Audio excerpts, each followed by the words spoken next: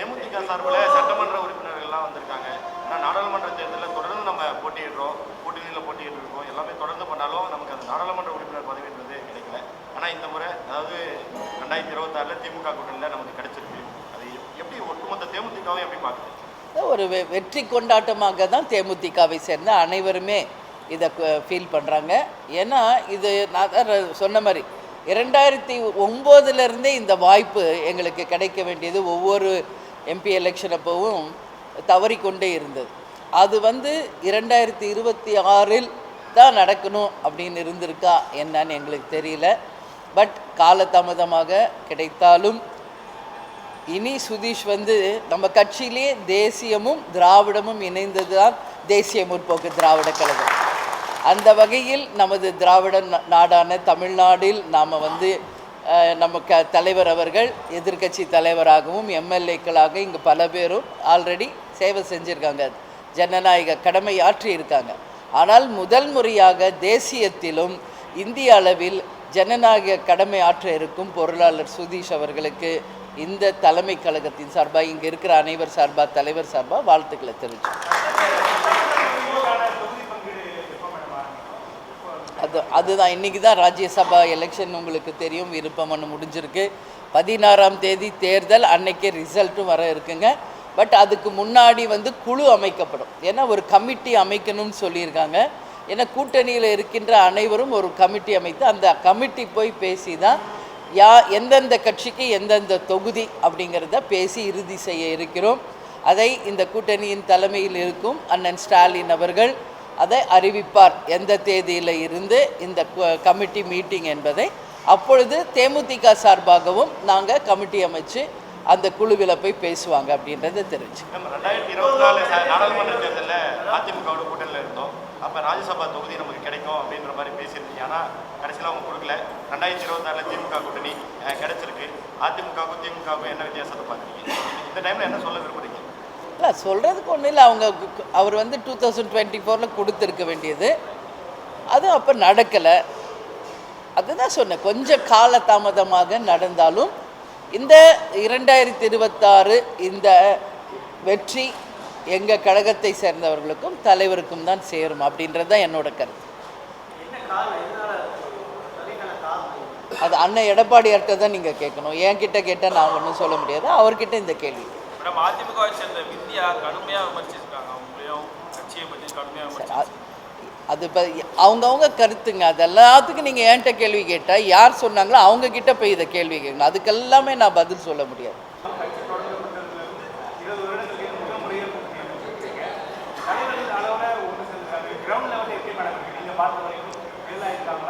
நான் முதல் நாளே என்ன உங்களுக்கு சொன்னேன், நீங்கள் எவ்வளோ நாள் என்கிட்ட யாருடன் கூட்டணி நீங்கள் எவ்வளோ நாள் இந்த கேள்வி என்கிட்ட கேட்டீங்க. நான் என்ன உங்கள் ஒவ்வொரு இடத்துலையும் சொன்னேன், எங்கள் கழகத்தில் இருக்கும் மாவட்ட செயலாளர்கள் அனைத்து ஒன்றிய நகர பேரூர்களை கிளை கழகத்தில் இருக்கின்ற ஒவ்வொரு தொண்டரும் விரும்பும் ஒரு கூட்டணியை இந்த முறை நிச்சயம் தேசிய முற்போக்கு திராவிட கழகம் அமைப்போம் என்று சொன்னேன். அந்த வகையில் ஒட்டுமொத்தமாக கழகத்தை சேர்ந்த அனைவரும் விரும்பிய கூட்டணி, போற்றும் கூட்டணி, கொண்டாடும் ஒரு கூட்டணியை தான் இந்த முறை அமைச்சிருக்கோம். எனவே அந்த ஜெல் ஆகுறது எப்படின்னு நீங்கள் கேட்குறீங்க.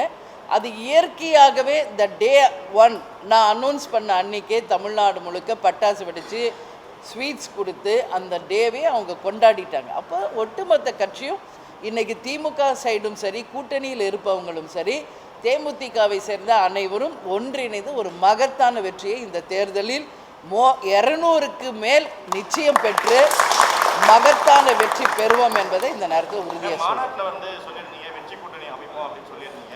சுதீஷ் சார் கூட சொல்லியிருந்தாரு, மேடம் துணை முதலமைச்சராக வந்து திமுக கிட்ட அந்த டிமாண்ட் வைக்கப்படுமா? நாங்கள் இது வேணும் அது நீங்கள் தான் சொல்லிகிட்டு இருக்கீங்க. நான் எல்லாத்தையும் பார்த்துட்டு தான் இருக்கேன். நான் ஏதோ துணை முதல்வர் கேட்ட மாதிரியும் ஏதேதோ கற்பனை விஷயங்களை எங்களுக்கு ஏற்ப நீங்கள் தான் எழுதிக்கிட்டு இருக்கீங்க. அந்த மாதிரி எங்களுக்கு நான் இது வேணும் அது வேணும் நாங்கள் என்றைக்கும் சொன்னது கிடையாது. அது முதல்ல நீங்கள் எல்லோரும் புரிஞ்சுக்கணும். நீங்களாக அந்த மாதிரி ஒரு பொய் செய்தியை போடுறீங்க, நீங்களாக ஒரு தகவலை பரப்பிக்கிட்டு இருக்கீங்க.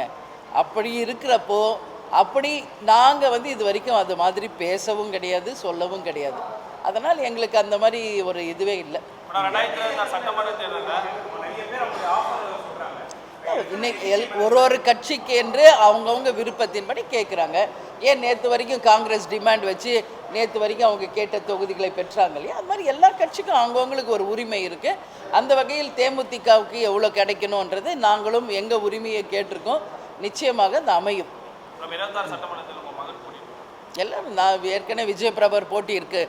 ஆல்ரெடி விருதுநகர் எம்பி கான்ஸ்டியூன்சியில் அவர் போட்டிட்டு இருக்கார் இல்லையா? அதனால் நிச்சயம் யார் போட்டியிட போகிறாங்க, எந்த தொகுதியில் போட்டி போட போகிறாங்க என்பதை தலைமை கழகம் உரிய நேரத்தில் உங்களுக்கு அறிவிப்போம். திமுக கூட்டணியில் இருக்க அனைத்து கட்சிகளுமே இப்போ கூட்டணி பேச்சுவார்த்தைக்கே போயிட்டாங்க. ஆனால் தேமுதிக சார்பாக இந்த குழு அமைக்கப்படல. அதை இப்போ தான் சொன்னேனே. இல்லை தாமதமே இல்லை. இன்றைக்கி இந்த ப்ராசஸ் இன்னைக்கு முடிஞ்சிருக்கு. அடுத்து கமிட்டி அமைக்க சொல்லி அவங்க சொல்லுவாங்க. அப்போ நாங்கள் ரெடியாக இருக்கோம். அந்த அமைச்ச உடனே அவங்க அழைப்பு கொடுப்பாங்க. அன்றைக்கி போய் பேசணும். அவ்வளோதான். தாமதம் எல்லாம் ஒன்றுமே கிடையாது.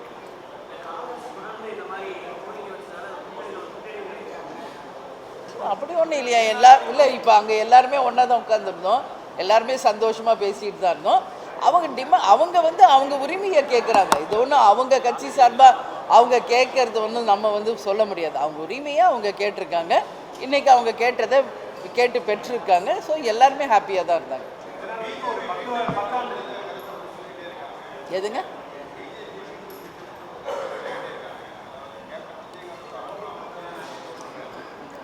கேப்டன் ஆன்மாவா? கேப்டன் ஆன்மா எது தெரியுமா?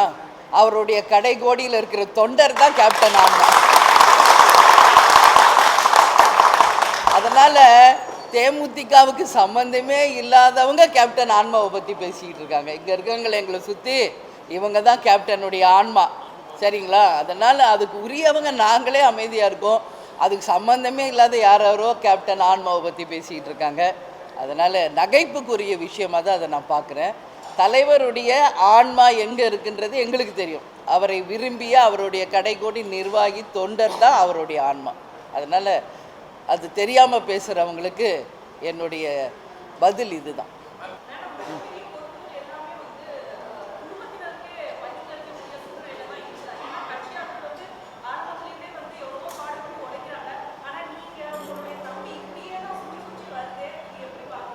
இங்கே இருக்கிறது ஒருத்தர் தான். மீதி எல்லாரும் யாரும் இல்லை. நான் சொல்கிறேன், இவங்க இருக்கிற அத்தனை பேருமே முக்கிய பொறுப்பு தான். உங்கள் பார்வை அவங்க மேலே மட்டுமே இருக்குது. அது பார்ப்பவர்களின் கண்ணோட்டத்தை பொறுத்தது. இன்றைக்கி தேமுதிகவில் லட்சக்கணக்கான பேர் உறுப்பினர்களாக இருக்காங்க. அதில் ஒருத்தர் என்னுடைய சகோதரர் சுதீஷ். கேப்டனுக்கு மறைவுக்கு பிறகு இப்போ விஜய் பிரபாகர் அத்தனை பேர் விருப்பத்துக்கு எனக்கு போட்டி போட்டார் விருதுநகரில். அவ்வளோதான். வேறு யார் இங்கே குடும்ப உறுப்பினர் இருக்காங்க? அதனால் விமர்சிப்பவர்கள் விமர்சிச்சுட்டு தான் இருப்பாங்க. ஏன் இன்றைக்கி டே 1லேருந்து சுதீஷ் இந்த கட்சிக்காக பாடுபடலையா? இந்த கட்சிக்காக அவர் உழைக்கலையா? அதனால் எதையாவது ஒன்று குடும்ப உறுப்பினர் அதை தவிர வேறு என்ன சொல்ல முடியும்? இன்றைக்கி லட்சக்கணக்கான உறுப்பினர்கள் நிர்வாகிகள் இருக்கின்ற இந்த கழகத்தில் டே 1லேருந்து இன்னைக்கு வரைக்கும் கேப்டனுக்கும் எங்கள் கழகத்துக்கும் எனக்கும் துணை நிற்பவர் சுதீஷ். ஏன் கொடுக்கக்கூடாதா? ஏன் அந்த போஸ்ட்டுக்கு அவருக்கு என்ன அருகதை இல்லையா, உரிமை இல்லையா அப்படின்ற கேள்வி தான் நான் கேட்பேன். சரிங்களா? அதனால் நீங்கள் பார்ப்பவர்கள் கண்ணோட்டத்தை பொறுத்தது. நீங்கள் அந்த ஒரு நபரை விட்டுட்டு வைடாக பாருங்கள். இங்கேயும் எவ்வளோ பேர் எங்களை சுற்றி நிற்கிறாங்க.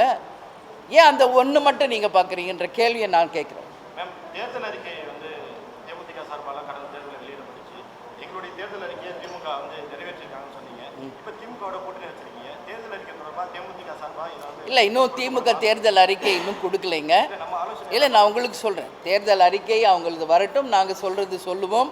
அதற்கு பிறகு எங்களுக்கு என்று கிடைக்கின்ற தொகுதிகள் இருக்குல்ல, அந்த தொகுதிகளில் நிச்சயமாக அந்தந்த கேண்டிடேட் யாரோ அவங்க தொகுதிக்கு உரியது, அந்த மக்களுக்கும் அந்த தொகுதிக்கும் உரிய வேண்டியதை நிச்சயமாக எங்கள் தலைமையில் இருப்பவர் அண்ணன் ஸ்டாலின்ட்ட நிச்சயம் கேட்போம். அது அந்த தேர்தல் அறிக்கையிலையும் வரும். எங்களுடைய பிரச்சாரமே அதை பேஸ் பண்ணி தான் இருக்கும்.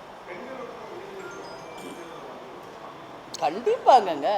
பெண்களுக்கு, குழந்தைகளுக்கு, கல்விக்கு, மருத்துவத்திற்கு நிச்சயம் முக்கியத்துவம் தருவப்படும். அதில் எந்த மாற்று கருத்துமே இல்லை. ஸோ இன்றைக்கி நாங்கள் யார் யார் என்ன கேண்டிடேட் இன்னும் டிசைட் ஆகலை. அந்த கேண்டிடேட்டு அந்த தொகுதிக்கு என்னெல்லாம் தேவை இருக்குது, முக்கியமாக அந்த தொகுதிக்கு என்ன கவர்மெண்ட் செய்யணும், இதுதான் தேர்தல் அறிக்கையாக இருக்கும். தேர்தல் பிரச்சாரத்திலையும் அதை நாங்கள் முன்னிறுத்தும்.